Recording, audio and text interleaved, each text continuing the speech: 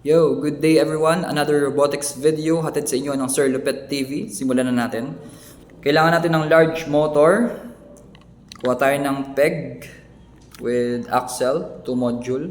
Lagay nyo dito sa cross hole ng large motor. Katulad nito. So meron yan dalawang cross hole. Lalagyan nyo yung magkabilaan. Yan. Then after that, kuha tayo ng beam. 15 module yata ito eh. Yan. I-connect nyo lang siya sa ganitong paraan. Yan. Yan. Next, kuha kayo ng 7 module na axle, kulay gray. Pasok nyo lang dito sa 1, 2, 3, 4, 5, 6. Yung ika-6 na module ng beam, tapos dadaan siya dito sa large motor. Then lalabas dun sa kabila. Katulad nito. Yan. Then after that, itong dalawang nakalabas na axle, lalagyan natin ng spar gear, itong pinakamaliit. Ganon din sa kabila. Yan. After that, medyo may tricky part tayo dito. Kuha tayo ng 7 module na axle and then ipasok natin siya sa ikatlong butas. 1, 2, 3. Yan. Then, pagkatapos nun, lagyan natin ng yellow na bushing. Magsaserve to as a spacer. Yan. Tulad itong nakikita ninyo. So, dapat umiikot yan. And then, kuha tayo ng axle extender. So, ito, bago natin gagamitin ito. Axle extender. So, ano bang kakaiba dito? Kapag pinasok mo yung axle sa kanya, kahit i-push mo yan, hindi yan lalabas dito sa kabila. Kasi, meron siyang stopper doon sa loob. Yun. So, gagamitin natin yan. Para siyang connector. So, gagawin nyo lang, lagay nyo siya sa gitna. Yan. Tapos, i-push nyo yung axle. Yan. Yan. Parang ang katumbas ng butas dun sa loob is 1 module kasi. So, ito na siya. Yan. Then, lagyan din natin ng isa pang 7 module na axle dito sa kabilang butas. 1, 2, 3. Yan. Tapos, lagyan naman natin ng yellow din na bushing para magmukhang symmetric. Or symmetrical. Yan. So, pwede nyo ikot-ikutin para mag-align yung mga cross hole and axle. Pero pag nagawa nyo ng tama, i-push nyo na sila. And then, ikot nyo. So, dapat naiikot yan. Then, after that, pag nagawa nyo na yun, kuha kayo ng gear. Yung pinakamalaking gear na available. 42 yata yung ngipin nito eh. Bilangin nyo na lang. Tapos, lagyan natin dito. Yan. Tapos, ganun din sa kabila. Yan. Then, pag nagawa nyo na yun, lagyan nyo naman ng tube dito. Tapos, tube din sa kabila. Yan. So, pwede nyo unahin yung kabila kasi malalaglag yung tube eh. Yan, malalaglag.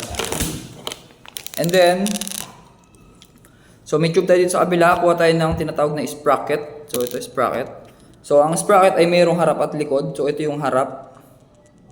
And ito yung likod. Paano malalaman yung likod? Yung likod para siyang may mga uka-uka. Yan. Parang may hukay-hukay yan. So yun yung likod.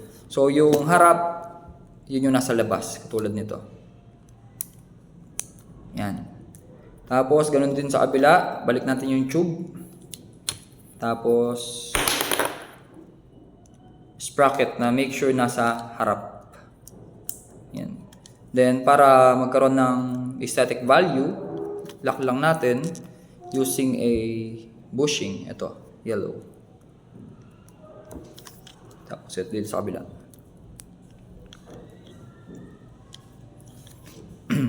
So, ayan na yung harap niya. Then sa likod naman gamit pa tayo ng isang 7 axle na or 7 module na axle. Kabali-baliktad na, no?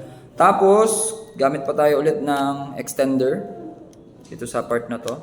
Then extender din sa kabila. So makikita nyo, nakatatlong extender tayo dito sa robot na to. And ganun din, dapat naiikot yan. Then kuha tayo ng 3 module, yung medyo pinaka, may 2 module kasi. So 3 module na axle. Connect nyo lang dito. Ganun din tong isa pa. So dalawang 3 module na axle. Yan. Push nyo lang. And yan, extended na yan. Then, lagyan nyo ng bushing na 1/2, yung kulay gray. Ito. Or bushing na 1 hole, 1 module yan. Tapos sa kabila din. Yan. So, dalawa kabilaan. And then, lastly, maglalagay na tayo ng sprocket dito. Ganun ulit, make sure yung harap ay nasa labas. Then, dito rin, yung harap ay nasa labas dapat. Yan. So, pag nagawa nyo na yan, dati ikot yan. Okay. So, pwede natin yung i-test using an elevator brick. Connect lang natin sa motor control. And then, play natin. Yan. So, ganyan yung pag-ikot yan dapat. Okay. So, paano naman siya lalagyan ng parang crawler or track? Ito. So, ito naman, by piece, ito siya pag isang piraso. Yan. So, ang gagawin mo is magkoconnect ka ng 26 na ganito. Based dito sa design na to, hindi naman laging 26 lang yung gagamitin. So, mag-prepare ka ng dalawang 26. So, bali 52 ang kailangan. Tapos, ano nyo lang para makita nyo.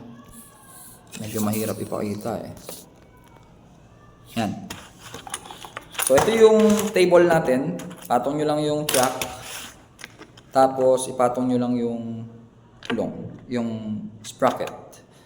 And then, kunin nyo lang. And then, ipaglalak nyo lang yan sa taas. Meron kasing hook yan. Tapos, meron pag-aabitan. Yan. So, ito yung magiging output. Then, sa kabila din, higaan nyo lang ulit yung ating magiging parang chain. Patong nyo lang.